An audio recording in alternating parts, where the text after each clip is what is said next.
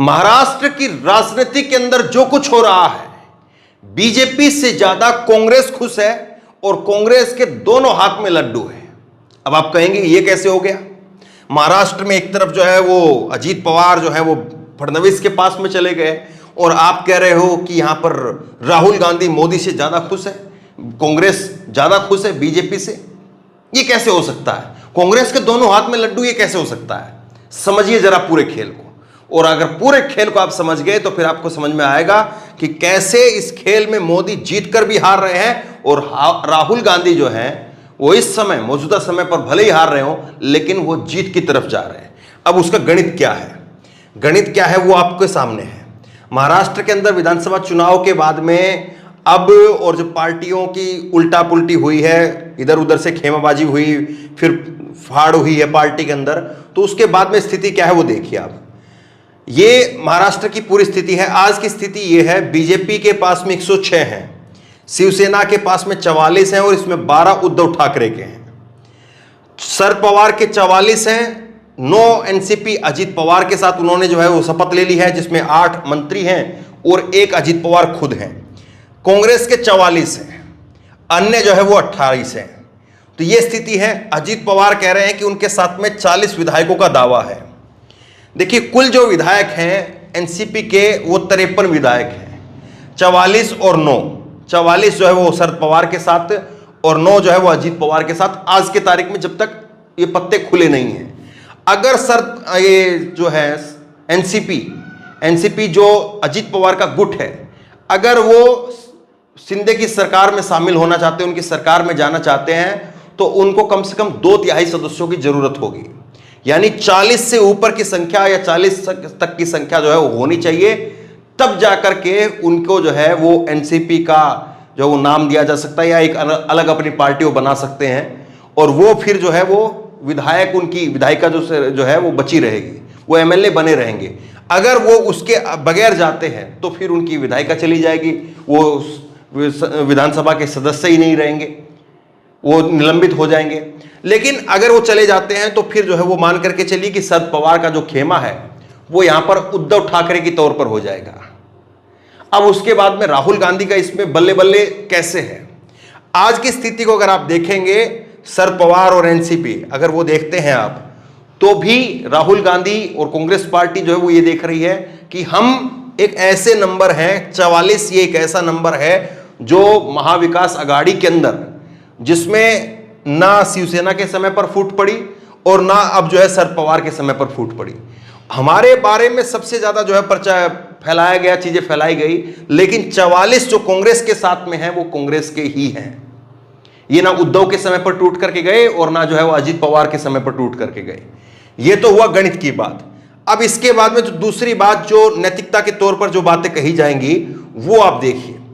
अब जो है वो कांग्रेस आईटी सेल ने और तमाम लोगों ने चलाना शुरू कर दिया है कि ये देखिए मोदी वॉशिंग पाउडर है, सारे दाग चुटकियों में धुल जाएंगे। मोदी वॉशिंग पाउडर, भाजपा, ये तमाम चीजें, और इसके बाद में शारदा फंड हो, सिंचाई घोटाला हो, वाटर घोटाला हो, सब कुछ जो है वो खत्म अगर आप बीजेपी के साथ में हैं। तो नैतिकता के तौर पर, एक तो नंबर के तौर पर जो है वो सीट शेयरिंग के अंदर जो आगे जो 2024 के अंदर जो फॉर्मूला होगा उसमें राहुल गांधी जो हैं वो 21 रहेंगे बजाय उद्धव ठाकरे के और बजाय शरद पवार के। अब दूसरी बात जो नैतिकता के तौर पर, जिसको कांग्रेस जो है वो ना केवल देश के महाराष्ट्र के अंदर बल्कि पूरे देश में उस चीज को रिपीट करेगी, उस चीज को कांग्रेस जो है वो लेकर के जाएगी। अब यहां पर जो बातें हैं कि देखिए वॉशिंग पाउडर है, भाजपा वॉशिंग पाउडर है, इस तरह से जो चीजें चल रही हैं वो देश भर के अंदर लोगों को दिखाई जाएगी कि देखिए मोदी अगर अपने आप में इतने ताकतवर हैं, इतना उनके पास में संख्या है, इतना लोग उनको मानते हैं या इतने ज्यादा वो लोकप्रिय हैं, तो क्यों हर बार जो है वो हर जगह से आपको जो दागी हैं उनको लिया जाता है, उनको अपनी पार्टी में शामिल करवाया जाता है। नैतिकता के आधार पर यहां पर बीजेपी मात खा रही है और बीजेपी जो है वो पीछे है। दूसरी आप देखिए बयानबाजी देखिए, और ये बयानबाजी जब देखेंगे, जो पार्टी के जो बयान आए हैं, पार्टी का जो स्टैंड है, कांग्रेस का जो स्टैंड है, उसको आप समझेंगे तो समझ में आएगा कि राहुल गांधी ज्यादा खुश हैं नरेंद्र मोदी से, क्योंकि नरेंद्र मोदी अब जीत कर भी जो है, उनको दिक्कत इस बात से थी कि अगर एकनाथ शिंदे का जो ग्रुप है वो कल को अगर अयोग्य घोषित कर दिया गया तो सरकार गिर जाएगी। वो सरकार से बाहर नहीं जाना चाहते हैं, सरकार में रहना चाहते हैं, और इसीलिए उन्होंने बैकअप के तौर पर अब जो है वो यहां पर अजीत पवार के गुट को ले लिया है। अब यहां पर देखिए पवन खेड़ा का बयान क्या है, आगे से अगर शहंशाह मोदी जब भी हमारे किसी विपक्षी साथी नेता की सार्वजनिक बुराई करे या उन पर भ्रष्टाचार के आरोप लगाए तो समझ लीजिए कि वह अपनी पार्टी में मिलाना चाहते हैं और इसके लिए किसी भी हद तक जा सकते हैं। दो चीजें समझिए, देखिए क्या लिखा है, अगर मोदी जब भी हमारे किसी विपक्षी साथी नेता, यहां पर यह नहीं लिखा कि किसी कांग्रेसी बारे में, पवन खेड़ा कह रहे हैं हमारे किसी भी साथी विपक्षी नेता, यानी कांग्रेस की बल्ले बल्ले ऐसे है कि कांग्रेस जो है वो अपने आप को भी सर्टिफिकेट देगी कि देखिए हमारे ऊपर जो है वो इसलिए आरोप लगे हैं कि हम बीजेपी में नहीं गए, इसलिए हमारे ऊपर आरोप लगाए हुए, इसलिए जो है वो राहुल गांधी को जो है वो चुप नहीं हुए, शांत नहीं हुए, इसलिए उनकी सदस्यता ले ली गई। बाकी के भी और नेता हैं, उनको दूसरे तरीके से एक और कन्विंस किया जाएगा कि अगर आपको देख लो, अगर आपने 2024 में कांग्रेस को मजबूत नहीं किया, राहुल गांधी को मजबूत नहीं किया या एक लीडरशिप तैयार नहीं की तो ऐसे ही खत्म हो जाएंगे 24 के बाद में, जैसे आज ये पार्टियां खत्म हो रही है। तो कांग्रेस के पास में बहुत कुछ जो है वो विपक्षी नेताओं को कहने के लिए भी है और बहुत कुछ ऐसा है जो कहने के लिए सत्ता पक्ष के लिए भी है। तो ये सब चीजें रहेगी। दूसरा आप देखिए जो कांग्रेस के मुख्यमंत्री वो इसको कैसे टैकल कर रहे हैं, केंद्रीय एजेंसी के माध्यम से शिवसेना को तोड़ा। शिवसेना ने आधा दर्जन से अधिक नेता थे जिनके खिलाफ केंद्रीय जांच एजेंसी जांच कर रही थी, सभी लोग उनके भाजपा के साथ गए तो अब जांच बंद हो गई है। अभी कुछ ही दिन पहले एनसीपी के नेता के घर पर छापा पड़ा था, वो जैसे ही एनसीपी छोड़ करके गए उन्हें मंत्रिमंडल में जगह मिल गई। ये महाराष्ट्र की राजनीति के ऊपर मुख्यमंत्री भूपेश बघेल इस बात को कह रहे हैं और रायपुर के अंदर कह रहे हैं। बहुत इंपॉर्टेंट हो जाता है कि अब कांग्रेस जो है इसको ऐसे भुनाएगी कि जो बीजेपी के साथ गया तो ठीक है, वो अब जो है वॉशिंग पाउडर में धुल गया है, उस पर कोई दाग नहीं है, वो किसी तरह से करप्ट नहीं है। बीजेपी से जो बाहर है, बीजेपी से जो लड़ रहा है वो फिर करप्ट है, लोगों को इस तरह से कन्विंस करेगी। तो ये जो है एक बड़ा कांग्रेस का यहां पर मूव रहेगा। अब इसके बाद में आप देखिए कि देश भर के अंदर एक ऐसा माहौल तैयार हो रहा है और उसको तैयार करवाने में राहुल गांधी नहीं, नरेंद्र मोदी भूमिका अदा कर रहे हैं। राहुल गांधी को सपोर्ट कर रहे हैं नरेंद्र मोदी। कैसे? पीडीपी का बयान देखिए महबूबा मुफ्ती का।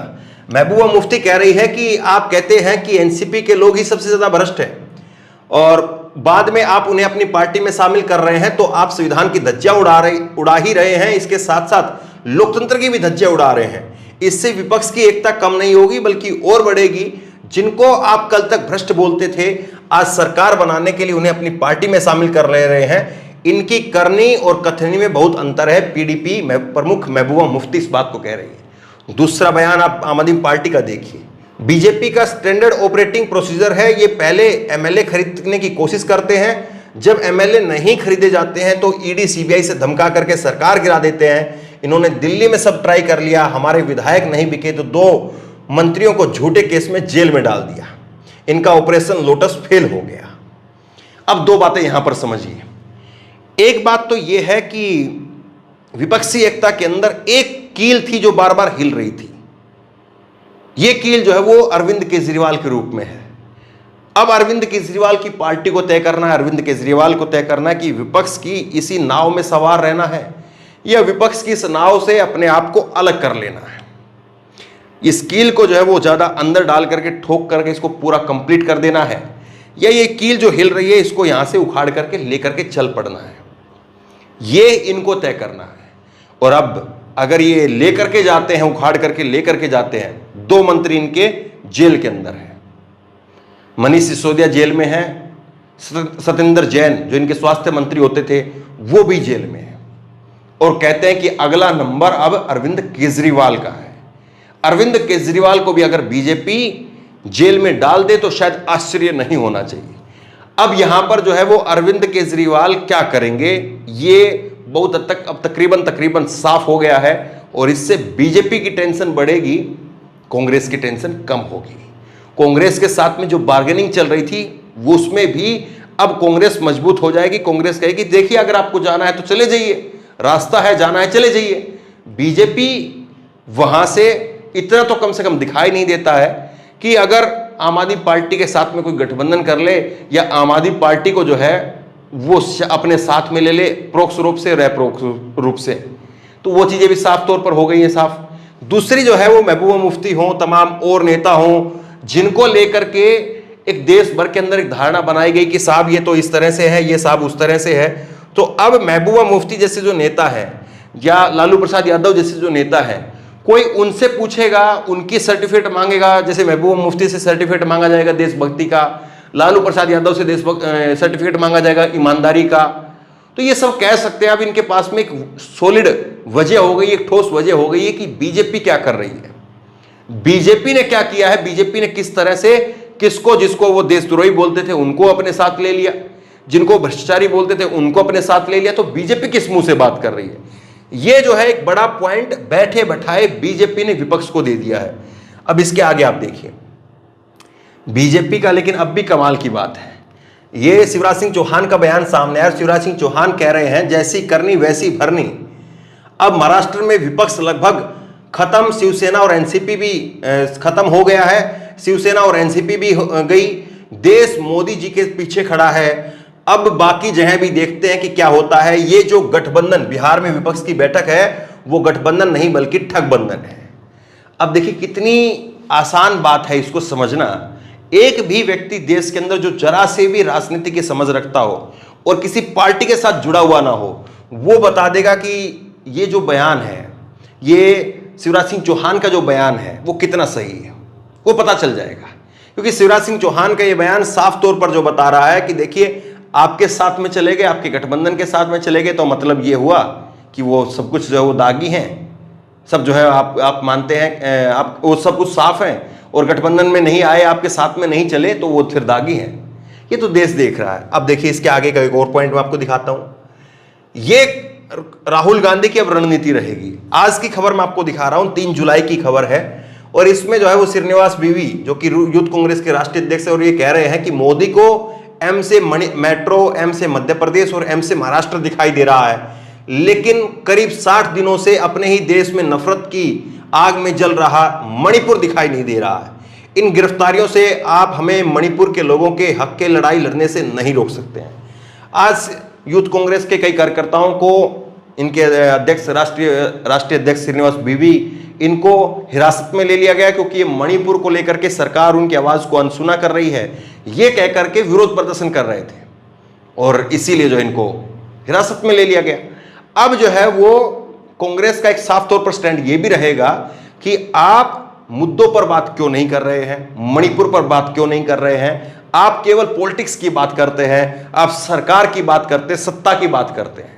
और आपने जो है वो मणिपुर को इसीलिए वहां पर जो है वो एकदम ऑटो पायलट मोड पर डाल दिया क्योंकि आप वहां पर अपनी सरकार को गिराना नहीं चाह रहे थे, अपनी सरकार को बचाना चाह रहे थे, अपनी सरकार होते हुए राष्ट्रपति शासन लगवाना नहीं चाह रहे थे। अगर कोई और सरकार होती तो शायद हो जाता।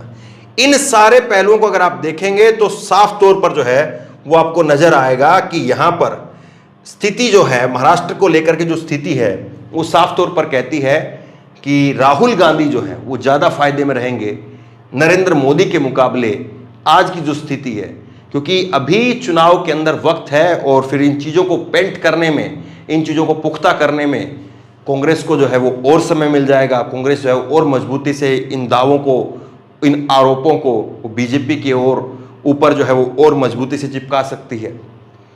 लेकिन क्या इसके उलट भी हो सकता है? क्या नरेंद्र मोदी जो है वो एक के बाद एक और लोगों को और पार्टियों को भी तोड़ ले, और इसके बाद महाराष्ट्र के बाद बिहार को तोड़ ले, वहां से भी कांग्रेस की गठबंधन की सरकार है उसको भी आउट कर दे? लेकिन अगर ऐसा होगा तो नरेंद्र मोदी अपने ही पैरों पर शायद फिर कुल्हाड़ी मारने का काम करेंगे, क्योंकि राजनीति हो, सत्ता हो, देश देखता सब कुछ है, और जब चुनाव का वक्त आता है तो कम से कम तब जो है वो जरूर बोलता है। अब आप विधायकों को इधर से उधर कर लीजिए, उधर से इधर करवा लीजिए, विधायकों को पहले आप कुछ भी कह लीजिए, बाद में कुछ भी कह लीजिए, लेकिन जनता का जब समय आता है तो केवल वही बोलती है। 24 में क्या होगा, राहुल गांधी की कितनी जीत है, राहुल की कितनी हार है, ये तो वक्त बताएगा। और मोदी आज कितना खुश है, कल तक की खुशी रह भी पाएगी या काफुर हो जाएगी? आप क्या सोचते हैं? नीचे कमेंट बॉक्स में अपनी राय जरूर दें। इस वीडियो को खूब शेयर करें, लोगों तक पहुंचाएं, और इसी तरह की तमाम खबरों के लिए ऑनलाइन न्यूज इंडिया को सब्सक्राइब करें, साथ में जो बेल आइकन है घंटी उसको जरूर दबाएं, ताकि जैसे कोई खबर अपलोड करें उसकी नोटिफिकेशन सीधे सबसे पहले आपको मिल सके। धन्यवाद।